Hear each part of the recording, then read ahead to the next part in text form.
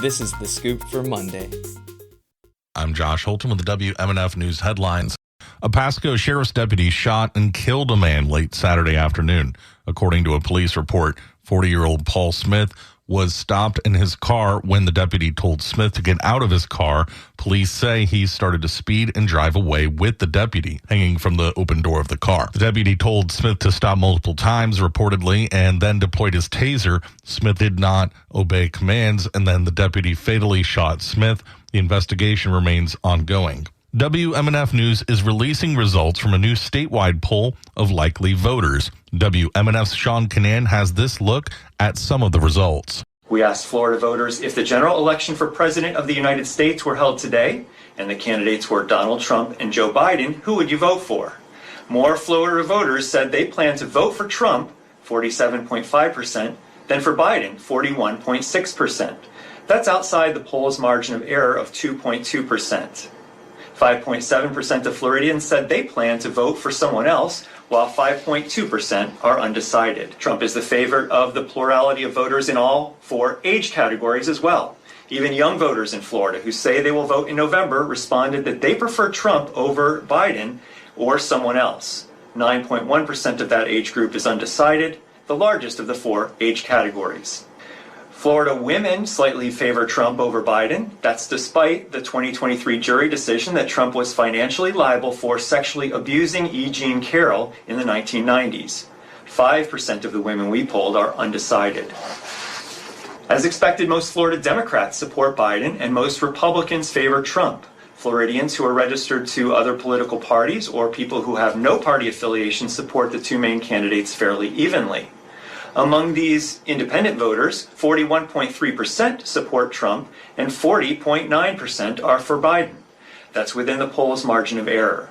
10.1% support another candidate, and 7.7% of Floridians who are not registered Republicans or Democrats are undecided on who they will support for president in November. Trump has a large lead among Hispanic and Latinx voters in Florida.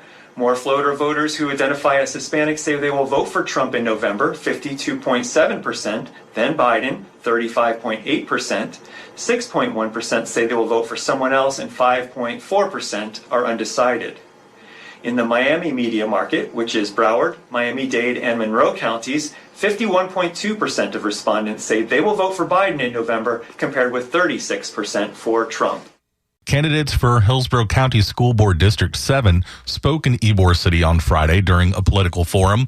WMNF's Chris Young reports on the candidates' position on education in a county that has more DNF schools than any district in Florida. Candidates present were Jen Flabeau, Johnny Bush, Karen Bendorf, and incumbent Lynn Gray. They faced questions from the community at the nonpartisan political forum Tampa Tiger Bay Club. A large portion of the discussion centered on financing public education, more specifically a millage rate increase. The issue divided the panelists. Jen Flabeau spoke against the tax increase. It's not justifiable at all. You have to look at this as a business, not as a school system. We have to look at it as a business. If we were balancing this business's budget, would we ask everybody else to take on the tax? No, we would fix it ourselves. However, Lynn Gray said it's necessary. From the amount of homeschooling and the lure of the vouchers, we are looking at probably the gradual defunding of public education. Johnny Bush supported the proposed tax increase. Folks, if we do not look to pay our teachers and be competitive, that's going to be an issue. But Karen Bendorf agreed with Flabeau, saying it's unjustifiable. We do have a large budget. We do need to see what's in it. And I am a teacher. And teachers sure would love a raise. But we would love some other things even more. Another issue on the table was a recent bill awaiting Governor Ron DeSantis' signature. The bill would allow chaplains to offer counseling in public schools. All candidates say they were hesitant to support the measure if implemented. For WMNF News, I'm Chris Young in Tampa. For the weather, it's mild and cloudy right now in the Tampa Bay area. Highs today in the upper 70s, overnight lows in the lower 50s. I'm Josh Holton with the WMNF News headlines. This is The Scoop, recorded at WMNF Tampa.